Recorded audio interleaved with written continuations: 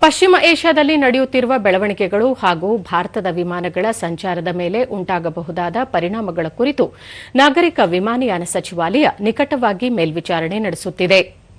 ಪ್ರಯಾಣಿಕರ ಸುರಕ್ಷತೆ ಹಾಗೂ ಸೇವೆಗಳ ನಿರಂತರತೆ ಮುಖ್ಯ ಆದ್ಯತೆಯಾಗಿದ್ದು, ವಿಮಾನಯಾನ ಸಂಸ್ಥೆಗಳು ಅಗತ್ಯ ಕ್ರಮಗಳನ್ನು ಕೈಗೊಳ್ಳುತ್ತಿವೆ ಎಂದು ಸಚಿವಾಲಯ ತಿಳಿಸಿದೆ.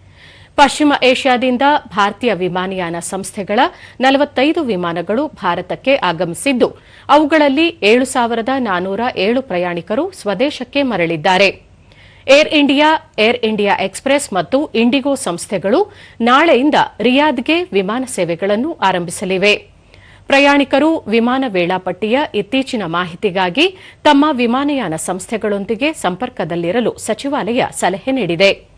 ಹೆಚ್ಚುವರಿ ಆಗಮನ ಮತ್ತು ನಿರ್ಗಮನ ವಿಮಾನಗಳ ಸಂಚಾರ ಸುಗಮಗೊಳಿಸಲು ಮತ್ತು ಮಸ್ಕತ್ ಅಂತಾರಾಷ್ಟೀಯ ವಿಮಾನ ನಿಲ್ದಾಣವನ್ನು ಮಾರ್ಗ ಮಧ್ಯಂತರ ಪರ್ಯಾಯ ವಿಮಾನ ನಿಲ್ದಾಣವಾಗಿ ಬಳಸಲು ಅನುಮತಿ ನೀಡಲು ನಾಗರಿಕ ವಿಮಾನಯಾನ ನಿರ್ದೇಶನಾಲಯವು ಸಂಬಂಧಿತ ಅಧಿಕಾರಿಗಳೊಂದಿಗೆ ಸಮನ್ವಯ ಸಾಧಿಸುತ್ತಿದೆ ಎಂದು ಸಚಿವಾಲಯ ಹೇಳಿದೆ.